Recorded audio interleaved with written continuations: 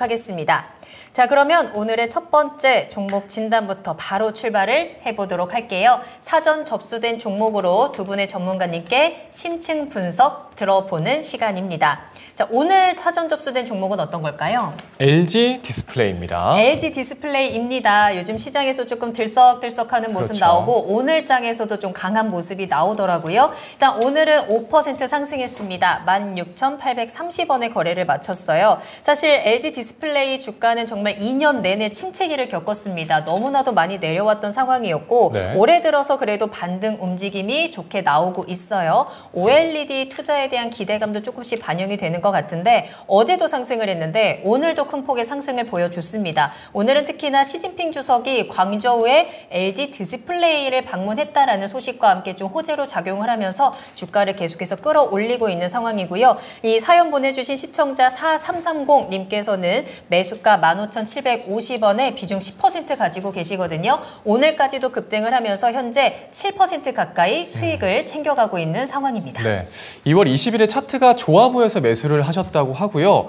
오늘 이제 수익권에 들어오셨습니다. 수익권에 돌아섰는데 계속 보유를 해야 되나 또 궁금하시고요. 최근 적자 전망에 또 크게 빠진 적이 있었는데 괜찮을까요? 또 걱정까지도 하고 계십니다. 그러니까요. 이제 실적 시즌이 시작이 된 만큼 LG 디스플레이에 대한 실적에 대해서는 계속 좀 부정적인 전망이 나오고 있기 때문에 이 지금 잘 올라오고 있는 겨우겨우 수익권으로 돌아선 이 주가가 좀 떨어지지는 않을까 이제 걱정이 되실 것 같은데요. 전망을 체크해 보면서 투자 전략까지 만나보겠습니다.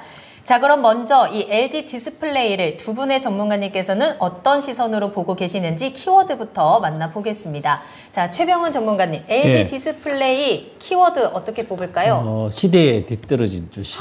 시대에 뒤떨어진 주식이에요? 너무 했나요? 어떤 내용인지 저희가 잠시 후에 들어보고요. 김영일 전문가님의 키워드는 어떤 걸까요?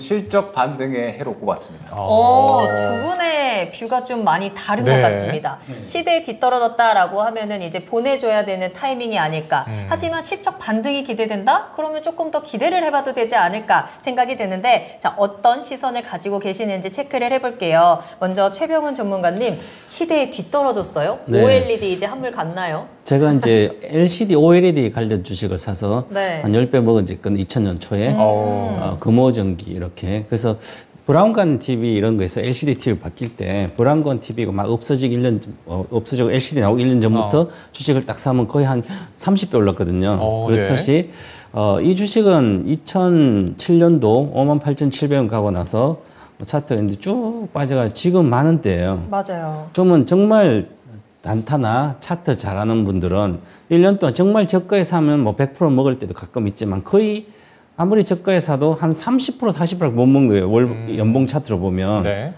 그러니까 제가 또 21년도 계속 많은 초보자들이 동학개미도 20년도 막 21년 초에 주가가 이 종목이 셌거든요. 그래서 주식이 세니까 사람들 모르고 막 사는 거예요. 네. 물려도 대형주가 LG 거니까 가겠지. 이런 생각을 하는 게 바로 성장이 보장되지 않는 그런 주식을 사서 수익을 내겠다 하면 빨리 치고 나와야 되거든요. 한 20%나 10%, 30% 먹고 나와야 되는데 물려도 계속 있고 많이 빠졌으니까 차트가 보니 이쁘니까 사고 이랬을 때는 실적이 어떻게 나올지 불투명하기 때문에 이 회사도 지금 현재 보면 적자가 올해 많이 발생되거든요. 네. 영업 적자가 구조적으로 적자가 났거든요. 코로나 전에 20년도 전까지는 적자가 주로 나왔어요.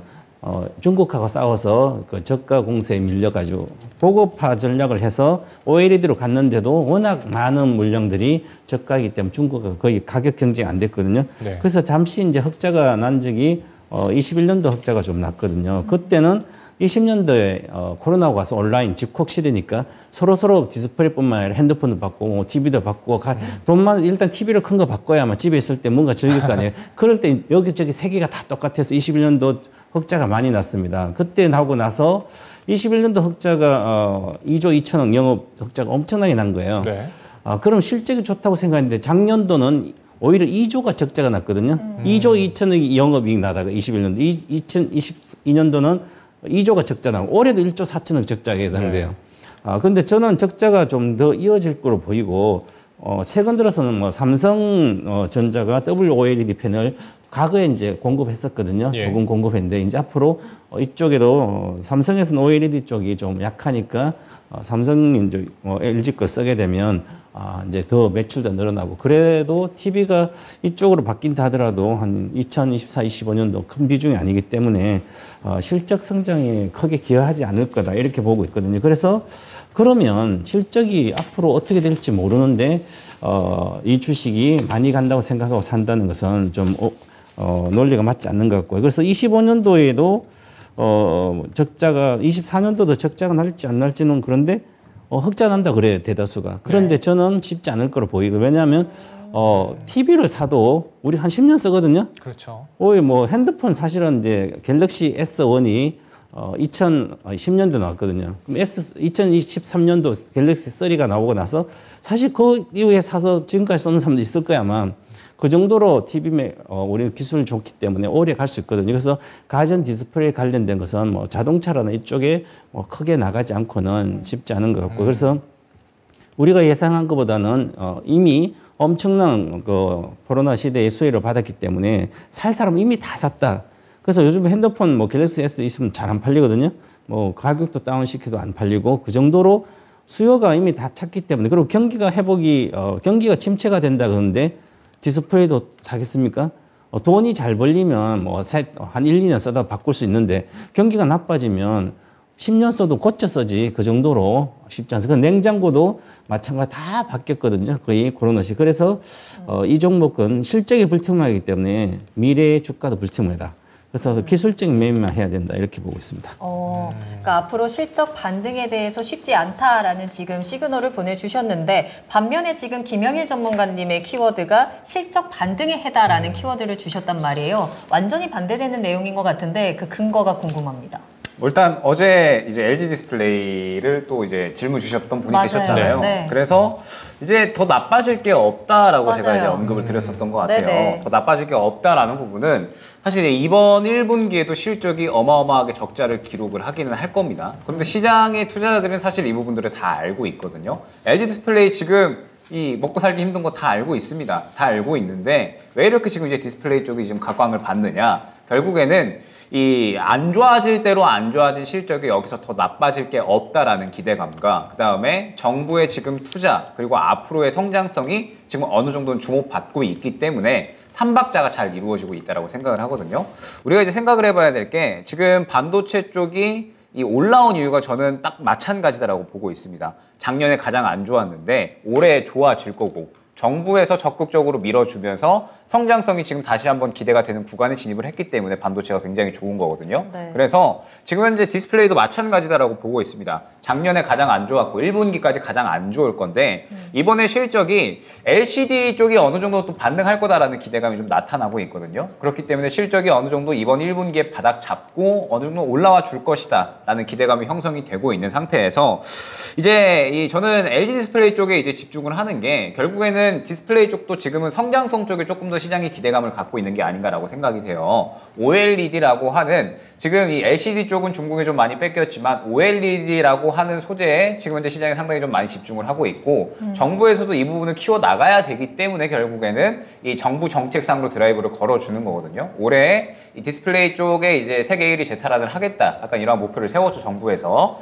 그리고 이제 시진핑이 왜 이제 LG 디스플레이 공장을 갖느냐. 맞아요. 결국에는 OLED 쪽도 마찬가지로 중국이 지금 집중을 하고 있다는 겁니다. LCD 쪽에 이제 이미 어느 정도 이 중국에서는 점유율을 크게 끌어올렸는데 여기에서 OLED 쪽도 지금 현재 중국에서 집중을 하고 그 다음에 키워 나가야 되는 산업군이기 때문에 이제 이 시진핑 주석이 LG 디스플레이 공장을 방문을 했다라고 생각을 해주시면 되거든요. 그러면 이 디스플레이 쪽에 대해서는 분명하게 올해 내내 저는 기대감을 어느 정도 가져가야 된다라고 보고 있고 앞으로 이제 이 OLED 쪽의 시장이 점점 커질 겁니다. 그러면서 이 OLED 쪽에 대해서는 우리나라 뭐 삼성 디스플레이나 지금 이제 이 LG 디스플레이가 지금 분명하게 또 범위를 넓혀 나가고 있는 상태이기 때문에 네네. LG 디스플레이 같은 경우에는 저는 충분히 현재 구간에서 추가적인 상승은 가능하다라고 생각하고 있습니다. 그렇군요. 자, 그럼 또 궁금한 게 하나 더 있습니다. 이 실적이 좀 이 게이밍이랑 그리고 차량용 디스플레이 시장에 또 투자를 한다고 그런 얘기가 있거든요. 그럼 새로운 성장 동력 보면 좋을까요? 어떻게 보세요? 그러니까 저는 이 LG 디스플레이 쪽은 결국에는 저는 자동차 쪽을 좀 집중을 하고 있거든요. 왜냐하면 이제 최근에 이 전기차라든지 혹은 신차들이 또 많이 이제 수요가 늘어나고 있고 생산량이 늘어나고 있잖아요. 그러면서 디스플레이가 굉장히 많이 들어갑니다. 네. 이제는 조수석까지 디스플레이 들어가는 차량이 굉장히 많거든요. 최근에 이제 제가 이 벤츠 E클래스를 좀 예를 많이 드는데 벤츠 E클래스 이제 새롭게 페이스리프트 돼가지고 나왔는데 네. 조수석에도 디스플레이가 들어가 있고요. 그 다음에 센터페시아 구간에 디스플레이가 2개 정도 크게 들어가 있고 예. 그 다음에 운전석에는 길게 디스플레이가 휘어져서 들어갑니다. 예, 이제 앞으로 자동차에 디스플레이가 더더욱 많아질 거고, 그럼 이제 우리가 생각을 해볼 게 지금 전기차 쪽에 수요가 계속해서 증가하고 생산량이 증가할 거다 이야기가 많이 나오고 있잖아요. 아마 전기차에 있는 디스플레이가 더 많이 들어갈 겁니다. 이제 중저가 라인업에도 뒷자리에 이제 디스플레이가 저는 들어갈 확률이 높다라고 생각을 하거든요. 네. 그러면 결국에는 디스플레이에 대한 수요가 굉장히 높아질 거고, OLED라는 게 결국에는 이 중소형 OLED 쪽에 계속해서 좀 이 수요가 높아질 거기 때문에 PC나 노트북, 그 다음에 이 자동차용 OLED 이쪽에 계속해서 시장이 커질 거다라고 보고 있거든요. 그러면 LG 디스플레이가 결국에는 지금 LG 그룹사들이 전장용 장비에 굉장히 힘을 쏟고 있잖아요. LG 디스플레이도 마찬가지로 그러한 밸류 체인의 일환의 디스플레이로서 들어갈 거다라는 점을 주목을 하고 있는 겁니다. 그렇게 된다라고 했을 때 결국에는 지금 LG 디스플레이가 기존의 LCD 쪽에서는 굉장히 좀 워낙에 힘들었고 실적이 안 좋게 나왔는데 OLED라는 성장성을 저는 어느 정도 확실하게 좀 확보를 했다라고 보고 있고, 지금 OLED 쪽은 이 정부에서 계속적으로 밀어주는 쪽이다라고 생각을 해주시면 됩니다. 네. 그러면서 이제 LG 디스플레이가 최근에 또 이제 차입을 했잖아요. 이제 1조 원 정도 차입을 하면서 이제 결국에는 OLED 쪽에 투자를 위해서 차입을 한 거기 때문에 이 성장성이 상당히 뛰어나다라고 볼 수 있을 것 같고, 그렇기 때문에 관련해서 기대감도 여전히 훌륭하다라고 볼 수 있을 것 같습니다. 자, 그리고 최병훈 전문가님, 앞서서 이제 LG 디스플레이의 실적 선장을 조금 체크하기는 힘들다라고 말씀해 주셨는데, 사실 근데 지금 뭐 여러 가지 분위기가 뭐 삼성에서도 OLED에 투자를 한다 그러고, 또 오늘도 중국이 이제 LG 디스플레이 공장을 방문하기도 하고, 여러 가지로 좀 OLED에 좀 주목을 하는 분위기인 것 같거든요. OLED가 그래도 앞으로 좀 성장할 수 있는 사업이 아닐까라는 생각이 드는데 어때요? 전기차뿐만 아니라 모든 디스플레이, 향후의 디스플레이는 OLED 많이 쓰겠죠. 뭐 네네. 벽도 그렇고요. 그래서 수요는 여러 가지만 과거의 수요를 이제 LCD의 수요로만큼이 안 된다는 거고요.